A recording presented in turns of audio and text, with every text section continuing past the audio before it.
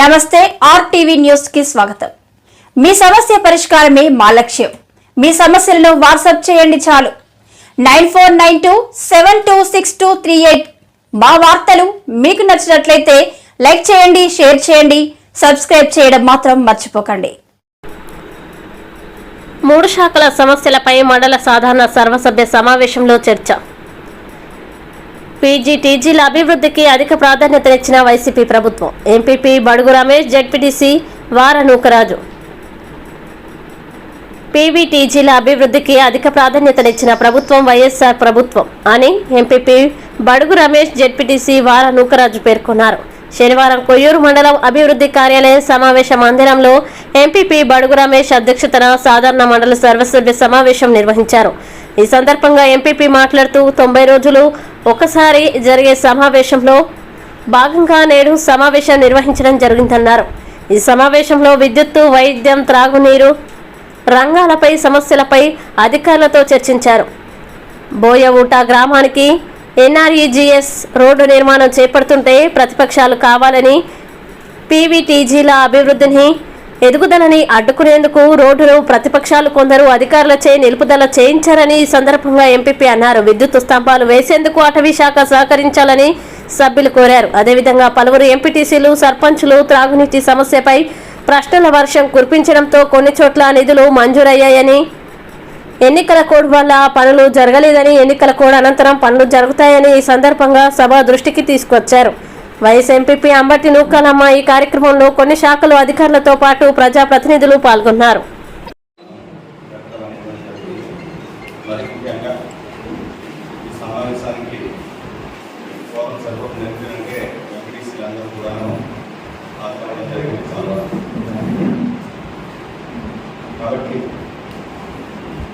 ఇక్కడ ఉండేటువంటి అధికారులందరూ కూడాను ఇప్పటి వరకు జరిగినటువంటి సమస్యలు పక్కన పెడితే రాబో కాలంలో ముఖ్యంగా సీజనల్ వ్యాధులు అనేటువంటివి, అలాగే ఇప్పుడు ఎండాకాలం కాబట్టి సమ్మర్ కాబట్టి డ్రింకింగ్ వాటర్ సమస్య అనేటువంటి పంచాయతీలు ఉంది కాబట్టి దీనికి పూర్తి స్థాయిలో సన్నద్ధం కావాలనేసి సందర్భంలో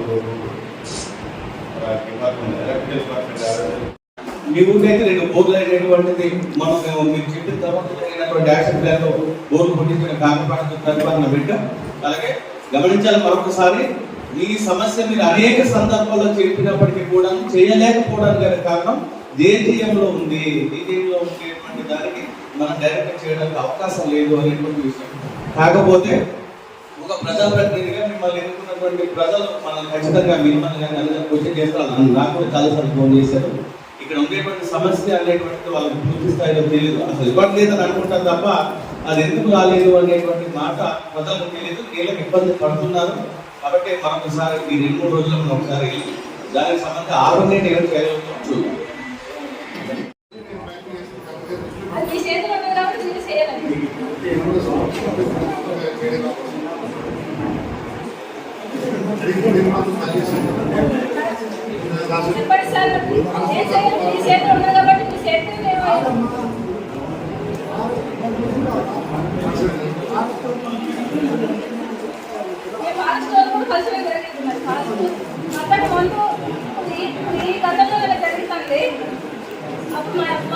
సర్పంచ్ ఉన్నప్పుడు అంటే ఇప్పుడు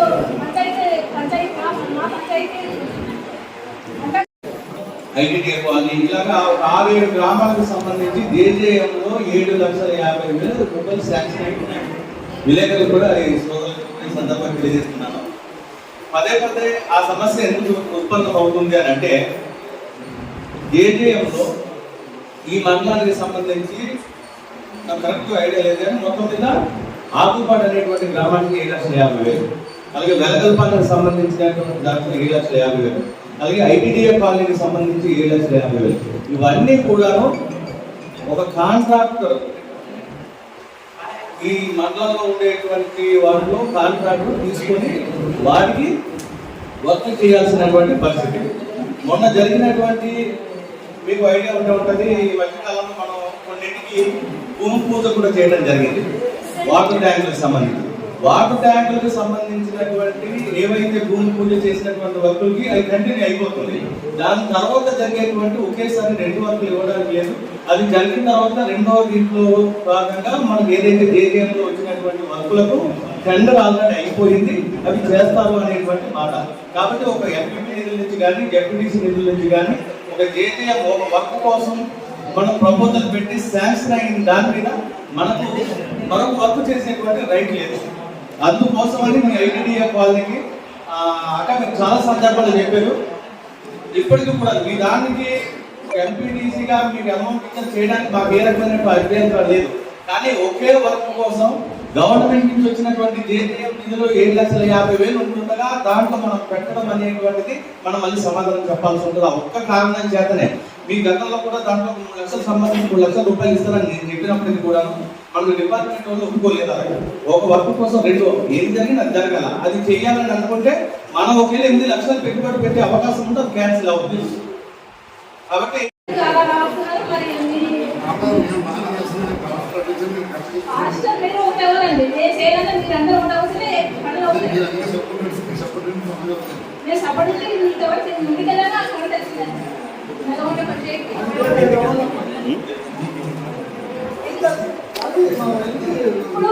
ఆ సమస్య గురించి మాట్లాడిందే మేము అదొక నెంబర్ 1 బోయవట కొంత వెతికి ఆ రోజు నేను మధ్యాహ్నం 1 గంట టైంలో మేము నల్లగొండ నుంచి నడుచుకొని వెళ్ళడం జరిగింది.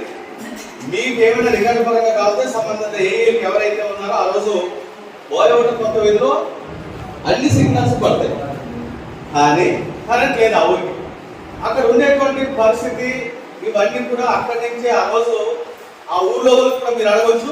బోయవట కొత్త వీధిలో ఉండేటువంటి నేను అదే ప్లేస్ నుంచి కలెక్టర్ గారితో సునీల్ కుమార్ గారితో మాట్లాడాను. ఇక్కడ అన్ని రకాలైన సిగ్నల్స్ వస్తున్నాయి తప్ప కరెంట్ అనేటువంటి లేదని చాలా ఇబ్బందికరమైనటువంటి పరిస్థితి అనేసి ఆ రోజు చెప్పడం జరిగింది. ఆ తర్వాత పీవీటీసీ గ్రామాలకు ఏదైతే వచ్చేటువంటి క్రమంలో ఈ రోజు మనకు ఆ రోజు కరెంట్ కూడా ఆ ఊరికి శాంక్షన్ అవ్వడం జరిగింది.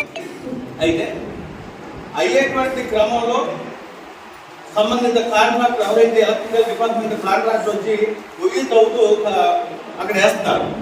వేసేటువంటి సందర్భంలో స్థానికంగా ఉండేటువంటి బీటీ ఆఫీసర్లు వీళ్ళు వెళ్ళి వాళ్ళని ఆఫ్ చేయడం జరిగింది.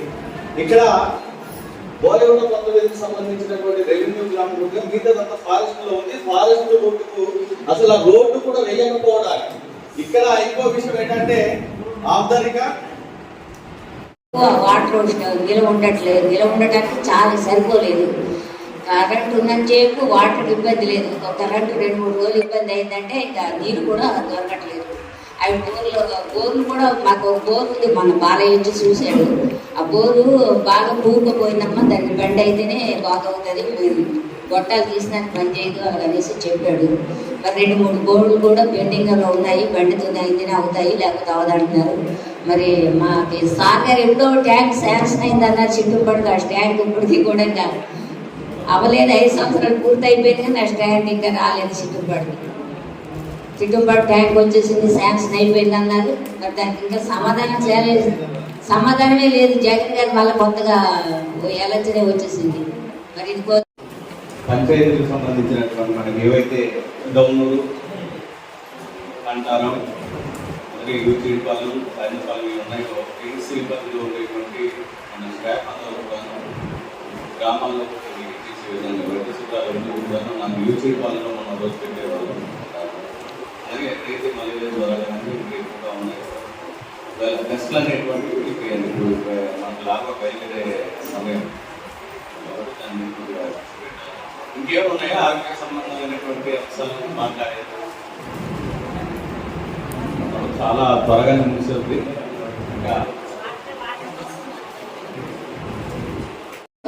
మలేరియా అవి ఉన్నాయి, స్ప్రేయింగ్స్ కోసం చేయించండి అని చెప్పి అడిగారు. మరి అందరికి ఎక్కడెక్కడైతే మలేరియా పాజిటివ్ కేసులు వచ్చినాయో మొత్తం అన్ని స్ప్రేయింగ్ చేయించారు. స్కూల్స్లోనే కాదు, మొత్తం అన్ని ఏ ఊరిలో పాజిటివ్ వచ్చినాయో ప్రతి ఊరిలో కూడా చేయించారు. ఇంకేమైనా ఉన్నాయా?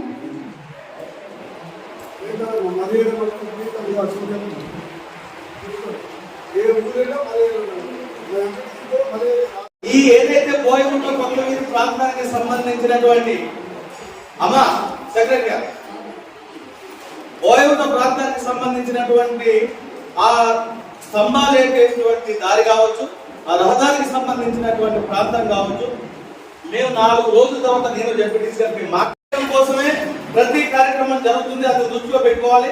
ఈ విషయంలో రాజకీయం చేయాల్సినటువంటి అవసరం మాకు లేదు. మరొక విషయం ఏంటంటే, ఈ ప్రాంతానికి సంబంధించినటువంటి ప్రజాప్రతినిధులుగా మేము చాలా చిత్తశుద్ధితో ఉన్నాం. భవిష్యత్తులో మాకెవరు క్వశ్చన్ చేసేటువంటి విధానం కూడా లేదు. ప్రతి సమస్య గురించి, మీ సమస్య గురించి ఇమీడియట్ గా రెస్పాండ్ అయ్యింది మేము. కాబట్టి మీకు తెలుసు, గిరిజన ప్రాంతాల్లో ఉండేటువంటి గిరిజన చట్టాలు, లేకపోతే ఈ ప్రాంతాల్లో ఉండేటువంటి అటవీ హక్కుల చట్టం, ఈ ప్రాంతాల్లో ఉండేటువంటి ఫారెస్ట్ డిపార్ట్మెంట్ కి సంబంధించినటువంటి చాలా ప్రాబ్లమ్స్. ఈ రోజు యూజీడీ పాలన, మండలం పంచాయతీలో మదిపాలన దానికి రాలేదు. మేమే చెప్పిన చెట్టు నరకండి అవసరమైతే జైలుకి వెళ్తామనేసి. కాబట్టి ఒక అధికార పార్టీగా ఉండి కూడాను మేము ప్రజల కోసం ప్రయత్నం చేస్తూ ఉన్నాం. కాబట్టి మీరు కూడా దయచేసి గమనించాలి. క్వశ్చన్ చేసేటప్పుడు మీరు మేము కూడా ప్రజలకు మంచి జరిగేటువంటి కార్యక్రమం అడ్డుకునేటువంటి శక్తులు కొంతమంది ఉన్నారు. వాళ్ళని మీరు ఖచ్చితంగా కండక్ట్ చేయాల్సిన అవసరం మా మీద ఉందో, మీ మీద కూడా అంతే ఉందనేటువంటి విషయం మీరు గమనించాలి. Thank you. రాజకీయ నాయకులు కొంతమంది మేము ఎన్ఆర్జీఎస్ ద్వారా బోయగుట్ట కొత్త విధంగా రోడ్ వేయిస్తుంటే ఆఫ్ చేశారు. మీరు ఇంత అన్నట్టు వేయడం ఆపడం కాదు, మనం వేస్తుంటే సంబంధిత ఏపీఓ ఉన్నారు, సంబంధిత విఆర్పీలు ఉన్నారు. ఒకసారి అక్కడ వెళ్ళి విషయం తెలుసుకోండి. ఎన్ఆర్జీఎస్ దాంట్లో ఎంపీపీగా నేను వెళ్ళి జడ్పీటీసీగా మీరు వచ్చి కొబ్బరికాయ కొట్టినటువంటి ఒక రోడ్డుని రాజకీయం చేస్తూ అక్కడ ప్రతిపక్షాలతో మీరు అడ్డుకోవడం జరిగింది. అక్కడ ఎవరో ఒక సంబంధిత, మీరని మీరు కాదు, సంబంధిత కొద్దిమంది వేరే వ్యక్తులు. ఏమి మేమదే చెబుతున్నాం, పీవీటీసీలు అనేటువంటి వాళ్ళు కూడా మనుషులే. పీవీటీసీలు కూడా అన్ని సదుపాయాలు కల్పించాలి. అన్ని సదుపాయాలు కల్పించడంలో మా ప్రభుత్వం ఎప్పుడూ ముందుంటుంది అనేటువంటి మాట. మేము మాటలు చెప్పడం కాదు, చేతల రూపేనా నేను వెళ్ళి ఆ రోడ్డుకి ఎన్ఆర్జీఎస్ రోడ్డు చేయించేటువంటి క్రమంలో ఎందుకు ఆపాల్సి వచ్చింది? ప్రతిపక్షాలు అక్కడికి వెళ్ళి ఫారెస్ట్ వాళ్ళకి పని కట్టుకుని ఫోన్ చేసి మేము వెళ్ళి కొబ్బరికాయ కొట్టినటువంటి ఊరికి ఏదైతే ఉందో ఆపడానికి ప్రయత్నం చేసేటువంటి శక్తులు మీరు ఆదరణకు వచ్చింది చేయాలి. రెండో క్రమంలో ఏదైతే మన జరిగినటువంటి ఈ స్తంభాలు వేసేటువంటి క్రమంలో ఫారెస్ట్ డిపార్ట్మెంట్ లాభం జరిగింది. సంబంధిత సర్పంచ్ అక్కడ ఉండేటువంటి ఈ ప్రయత్నం మీరు చేస్తుండొచ్చు కాక అక్కడ ఉండేటువంటి ప్రజలు, బోయగుట్ట గ్రామానికి సంబంధించినటువంటి ప్రజలు ఎవరైతే ఉన్నారో వాళ్ళు మా దగ్గరికి వచ్చారు. అన్న ఇలా జరిగిందని. ఈ సందర్భంలో మేము ఉండేటువంటి కలెక్టర్ గారు, పిఏ అక్కడి నుంచి చేయడం జరిగింది. వాస్తవానికి డిఎఫ్ఓ గారితో చెప్పడం జరిగింది. అయితే చెప్తున్నామండి, ఐటీడీ కూడా వాటర్ లేచిన ప్రతిసారి కూడా వాళ్ళు వస్తామని ఐటీడీ వెళ్ళడానికి కూడా చిక్కేస్తుంది. మరి ఐటీడీ అన్నది వాటర్ లేదు. ప్లస్ మీ పరిధిలో కూడా మాకు కాకరపడికి 2 కొట్టుకునే బోర్లు కూడా కావాలండి. అసలు మామూలుగా మా పక్క అయితే మాకు కర్మంగా లేకపోతే మాకు వాటరే ఉండదు. కరెంటు కూడా ఈ వాటర్ లేకపోతే వాళ్ళు బోర్ వల్ల తెచ్చుకుంటున్నాం. అవి చాలా ఎక్కువ వాటర్ మాత్రం ఇబ్బంది ఉంటాము. నమస్కారం. మాకు ఎందుకంటే ఈ విషయం కొంచెం అందరి దృష్టిలో పెడతాం. ఎందుకంటే అస్తమానం అడిగితే పద్ధతిగా ఉండదనేసి కానుకుంటున్నాం. అనకాపల్లి జాతితో మాట్లాడాలి. మనం ఏం చేయాలి చెప్పల్లి డిఎఫ్ఓ గారు అలాగే మన కలెక్టర్ గారు కూడా చెప్పడం జరిగింది. ఆ తర్వాత జరిగినటువంటి ఎలక్షన్స్ వచ్చాయి, ఆ తర్వాత కోడ్ ఉంది, ఆ తర్వాత ఇవన్నీ కూడా పరిగణలోకి తీసుకోవాలి. ఒక వ్యక్తిగా ఆ ప్రాంతంలో మీకు ఎన్నుకున్నటువంటి ప్రజాప్రతినిధిగా మీరు క్వశ్చన్ చేయడంలో నేనేం తప్పుపడట్లేదు, ఖచ్చితంగా అడగాలి. కానీ అందులో మా పాత్ర ఏంటి, మేము చేసిన న్యాయం ఏంటి, లేకపోతే మా ప్రభుత్వం చేసింది ఏంటి కూడా మీరు గమనించాలి. ఊరికినే కొంతమంది మీ ప్రాంతంలో ఉండేటువంటి రాజకీయ నాయకులు వాళ్ళ స్వార్థం కోసం రోడ్డుని ఎంత కావాల్సి వచ్చింది. అసలు ఆ రోడ్డు బోయగుట్ట కొంతమంది మెయిన్ రోడ్డు ఇచ్చి నేను కొబ్బరికాయ ఎక్కువ మేము జడ్పీటీసీ గారు ఇక్కడే ఉన్నాడు. ఈయన మేము వెళ్ళి కొబ్బరికాయ కొడితే 3 రోజులు కూడా వర్క్ చేయకముందు ఆఫ్ చేస్తారు. ఎందుకు ఆపాల్సి వచ్చింది అంటే చదువుతుంది. అందరికీ తెలిసింది కరెంట్ లేని గ్రామాలకి కరెంట్ రోడ్లు ఏర్పాటు చేస్తుంది. చాలా మంది మ్యాక్సిమం అయిపోయాయి.